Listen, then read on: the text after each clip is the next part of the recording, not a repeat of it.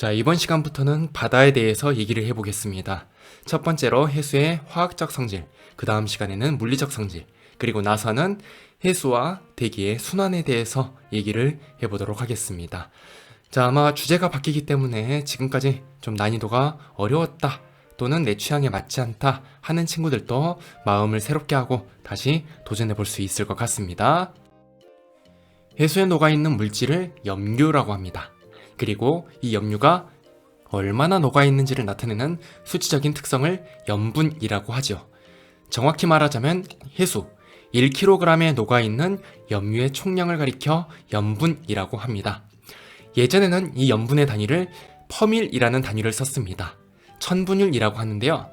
여러분들이 보시는 것처럼 이렇게 동그라미가 퍼센트와 비슷하게 생겼는데 뒤에 동그라미가 두 개 있는 단위 있죠? 바로 이것이 퍼밀입니다.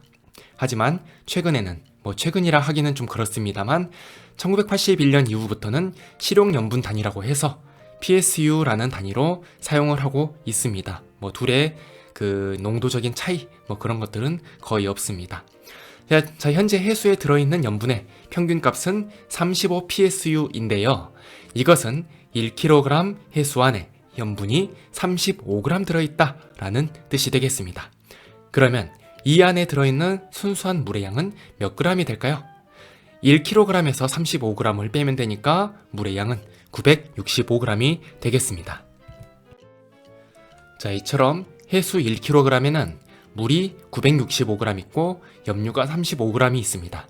자, 염류도 이온으로 분류를 해보자면 염화이온이 19g, 나트륨이온이 10.6g이 있고 그 외에도 황산이온, 마그네슘이온, 탄산이온, 칼슘이온, 칼륨이온 등등 여러가지 이온들이 녹아 있습니다. 자, 이처럼 전체 염분이 35PSU라고 하더라도 각각의 염류로 나누어 보게 되면 염화나트륨이 27.21PSU로 가장 많습니다. 그래서 우리가 느끼기에 그 바닷물에서 짠맛이 나는 것이죠. 약간의 쓴맛이 나는 것은 염화 마그네슘 때문인데요. 염화나트륨 다음으로 많이 들어있는 물질입니다. 이처럼 해수 안에는 여러 물질들이 이렇게 녹아있기 때문에 이온 상태로 존재하는 것들이 대부분입니다. 자, PSU라는 단위가 사용된다라는 점, 이것을 전기 전도도로 측정하여 염분을 측정한다는 점까지도 알아두시면 되겠습니다. 자, 1번 정리해 보겠습니다. 해수에 녹아있는 여러 물질들을 염류라고 합니다. 그리고 해수 1kg 속에 녹아있는 염류의 총량을 염분이라고 하지요. 염분의 단위는 실용염분 단위 PSU를 사용하는데 1kg에 몇 g의 염분이 들어있는지 나타내는 수치입니다. 해수의 평균 염분은 35PSU로 1kg 해수 속에 35g의 염분이 들어있다는 말입니다. 그러면 1kg 해수 속에 들어있는 순수한 물의 양은 965g이라 할 수 있겠습니다. 고깃집을 갔을 때 이와 같은 그 음식 배치를 본 적이 있을 겁니다. 가운데 된장찌개가 있죠? 그 시간이 지나면 지날수록 그 된장찌개 안에 물이 증발하기 때문에 점점 짜집니다. 그리고 이것을 극복하기 위해서 이 안에 다시 육수를 부어두지요. 육수를 붓거나 아니면 증발을 할 때 그 안에 들어있던 물질들의 비율은 깨지지 않습니다. 그래서 조금 더 짜지거나 묽어지기만 할 뿐 그 맛은 일정하게 유지가 되는 것이죠. 바닷물도 마찬가지입니다. 증발이 많이 일어나느냐, 강수가 많이 일어나느냐에 따라서 해수의 농도, 그러니까 염분은 달라질 수 있습니다. 하지만 그 안에 들어있는 여러 염류들의 비율은 일정하게 유지가 되지요. 즉, 짠맛이라든지 쓴맛은 그대로 가지고 간다는 얘기입니다. 바로 이것을 염분비 일정 법칙이라고 합니다. 해수에는 물질이 녹아있기 때문에 대부분 이온 상태입니다. 아까 말했듯이 염화이온이 가장 많습니다. 그리고 각 원소들의 상대적인 비율은 일정하지요. 아까 말했듯이 염분비 일정 법칙이라고 했습니다. 만약에 30PSU 1kg에 NaCl 염화나트륨이 21g 있다면 20PSU 해수 1kg에는 염화나트륨이 14g 있습니다. 비율이 같다는 말이죠. 자, 그렇다면 40PSU 해수 1kg 안에 녹아있는 염화나트륨의 양은 얼마가 될까요? 비율이 같기 때문에 이 안에는 28g이 녹아 있을 것입니다. 자, 대부분 이런 형태로 문제가 출제됩니다. 자, 연습 문제 한번 갖고 와봤는데요. A와 B 해역에서 1kg 속에 포함된 여러가지 염류들의 양이라고 했습니다. 자, A는 합계가 35g, B는 합계가 32g이 나왔었고 각각의 염류들이 이렇게 있습니다. 자, 첫 번째부터 보겠습니다. 가의 값은 1.5보다 클까 작을까? 라고 했습니다. 염분비 일정 법칙에 따라서 모든 염류들의 양이 A 해역이 B보다 많습니다. 따라서 가는 1.5보다 큰 값을 가져야 합니다. 자, 두 번째, B 해수의 염분은 몇 PSU일까요? 자, PSU라는 것은 해수 1kg에 들어있는 염류의 양을 말하죠? g수로 따집니다. 자, A 같은 경우 1kg 안에 35g이 들어있기 때문에 35 PSU입니다. 그리고 B는 32 PSU가 되겠지요. 자, 세 번째입니다. 27.21분의 1.26과 24.88분의 1.15. 자, 이 값의 비교를 하는 문제였습니다. 뭐 직접 해봐도 큰 문제는 아닙니다만 우리가 수학 문제를 푸는 게 아니잖아요. 이 값이 어떻게 나왔는지를 한번 보도록 하겠습니다. 자, 27.21이라는 것은 A 해역의 나트륨, 염화나트륨 값입니다. 그리고 1.26이라는 것은 여기에 있는 황산칼슘의 양이죠. 즉 염화나트륨 분의 황산칼슘의 비율이 27.21분의 1.26입니다. 자, 24.88분의 1.15 보겠습니다. 마찬가지로 염화나트륨 분의 황산칼슘이 됩니다. 염분비 일정의 법칙에 따라 이 각각의 염류들의 상대적인 비율 역시 같습니다. 따라서 3번의 문제의 답은 같다라고 해야 되겠습니다. 자, 2번 가겠습니다. 바다에 녹아있는 염분 대부분은 이온 상태입니다. 염화이온이 가장 많고 그 다음으로 나트륨 이온이 있습니다. 해수에 녹아있는 원소들은 어느 지역에서나 그 비율은 일정한데 이를 염분비 일정 법칙이라고 합니다. 가령 30psu 1kg에 염화나트륨 21g이 녹아있다면 20psu 해수 1kg에 녹아있는 염화나트륨의 양은 14g이 됩니다. 자, 아까 다 해봤던 내용들입니다. 자, 이번에는 표층 염분에 영향을 미치는 요인에 대해서 얘기해 보겠습니다. 자, 아까 된장찌개를 비유를 들었었는데요. 된장찌개가 시간이 지나면 지날수록 점점 짜집니다. 자, 왜 그랬습니까? 바로 그 안에 있던 물이 증발했기 때문이죠. 그리고 이것을 잡기 위해서는 때때로 육수를 부어줬었죠.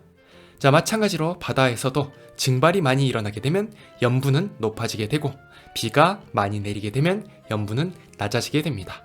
즉 염분이 높아지면 높아질수록 증발량은 많고 강수량은 적다고 할 수 있습니다. 따라서 증발량 마이너스 강수량 값이라는 것을 하나의 척도로 사용할 수가 있는 것이죠. 자, 바로 그림에서 보는 것처럼 증발량 마이너스 강수량 값은 위도 30도 부근에서 가장 높습니다. 뭐 뒤에서도 얘기하겠지만 여기가 바로 중위도 고압대이기 때문입니다. 날씨가 맑아서 비가 잘 내리지 않고 증발이 많이 일어나는 그런 지역이지요. 그래서 바다에서도 이 지역이 염분이 높은 편입니다. 해안과 바다 중심을 비교해 보게 되면 바다 중심에서 염분이 높은 편이라는 것을 확인할 수가 있습니다. 자, 여기에서도 증발량 마이너스 강수량 값과 표층 염분이 거의 비슷한 패턴을 띠는 것을 볼 수 있습니다. 즉 증발량 마이너스 강수량 값이 크면 클수록 염분은 높아진다, 짜진다 라고 볼 수 있겠습니다. 극지방에서는 조금씩 달라지는데 이것은 빙하에 의한 영향입니다. 그래서 이 메커니즘과는 조금 다르긴 합니다. 자, 뭐 여기도 같은 그림을 나타내고 있죠. 그래서 그 적도보다는 북반구와 남반구에서 중위도 지방이 가장 염분이 높다. 그 이유는 증발량이 많기 때문이다. 이렇게 기억을 해두시면 되겠습니다. 뭐 여기도 같은 내용들입니다. 그래서 증발량 마이너스 강수량 값과 표층 염분의 패턴이 비슷하다 라는 거 여러분들 이번 시간에 가장 중요한 내용이니만큼 꼭 기억해 두셨으면 좋겠습니다. 자, 여기도 연습해 보겠습니다. 자, 그림은 위도에 따른 표층 해수의 밀도, 수온, 염분의 분포를 나타낸 것이다 라고 했었죠. 자, A, B, C가 있는데 우리가 방금까지 연습한 패턴 바로 B가 됩니다. 그럼 B가 염분이라고 할 수 있겠습니다. 자, 그럼 A는 뭐가 될까요? 자, A는 그 적도 지방으로 갈수록 높아지고 극지방으로 갈수록 낮아지는 물리량, 바로 수온이 되겠습니다. 자, 그럼 C는 자연스럽게 밀도라고 할 수 있겠죠? 자, 두 번째, B가 위도별로 다른 상대값이 나오는 이유는 증발량 값 그리고 강수량 값이 위도별로 다르기 때문입니다. 자, 다음 연습해 보겠습니다. 자, 북태평양의 A부터 B까지 가는 동안 그 표층해수의 수온과 염분을 나타낸 것이라고 했습니다. 자, 기억에 해당되는 것이 있는데요. 기억은 수온입니다. 즉 A 지역이 같은 위도로 하더라도 수온이 높고 B는 수온이 낮습니다. 거기에 대해서는 다다음 시간에 다시 한번 얘기를 하도록 하겠습니다. 자, 점선의 경우 A부터 B로 갈수록 값이 낮아지고 가운데 부분이 높다라고 했습니다. 즉 대양의 중심 부분이 가장 높죠. 바로 이것이 염분인데요. 왜 그러느냐? 연안 지방에는 강물이 들어옵니다. 즉 담수가 많이 들어오지요. 담수가 들어오다 보면 이 지역의 염분을 낮추지요. 그런데 바다의 중심부는 담수가 거의 들어오지 않습니다. 비에 의해서 제외하고 말이죠. 그러다 보니까 대양의 중심부에서 염분이 높고 주변부에서 염분이 낮은 그러한 패턴이 나타나게 되는 것이죠. 자, 그러면 표층 염분에 영향을 주는 요인 세 가지를 얘기해 보도록 하겠습니다. 첫 번째가 증발량 마이너스 강수량입니다. 아까 말했듯이 증발량 값이 많으면 그리고 강수량 값이 적으면 염분이 많아진다라고 했었죠. 적도 지방은 비가 굉장히 많이 내립니다. 그래서 상대적으로 염분이 적은 편이고요. 중위도 지역, 아까 봤던 그 볼록한 부분, 거기는 증발량이 많기 때문에 염분도 많습니다. 자, 그리고 대양의 주변부와 중심부를 비교해 보게 되면 중심부의 염분이 높은데요. 이것은 연안부에 하천수가 유입되기 때문이다 라고 얘기를 했습니다. 자, 세 번째, 빙하에 의한 영향입니다. 자, 빙하는 얼음이 오는 것이죠. 바닷물이 얼음이 옵니다. 자, 그럼 어떻게 될까요? 얼음이 얼면서 육각형의 결정 구조를 이루어야 되기 때문에 그 안에 들어있던 불순물들을 바깥으로 빼내게 됩니다. 바로 염분들을 말이죠. 염분들을 바깥으로 빼내면서 얼음이 얼기 때문에 얼음의 염분은 낮아지죠. 상대적으로 주변 해수의 염분은 높아지게 됩니다. 자, 필요 이상으로 많은 염분들을 받았기 때문이죠. 그래서 결빙이 일어나게 되면 주변 해수의 염분은 증가하고 해빙이 일어나게 되면 주변 해수의 염분은 감소하게 됩니다. 자, 바로 이 세 가지 요소가 표층 염분에 영향을 미치게 됩니다. 자, 세 번째 가겠습니다. 표층 염분에 영향을 미치는 요인으로는 세 가지가 있습니다. 찌개를 오래 가열할수록 국물이 짭니다. 마찬가지로 증발이 잘 일어나는 바다일수록 염분이 많습니다. 끓고 있는 찌개에 물을 부으면 싱거워지겠지요. 마찬가지로 비가 많이 내리는 바다는 염분이 적습니다. 이를 수치화해서 나타낸 값이 증발량 마이너스 강수량인데 이 값이 클수록 염분은 높아지고 작을수록 염분은 낮아집니다.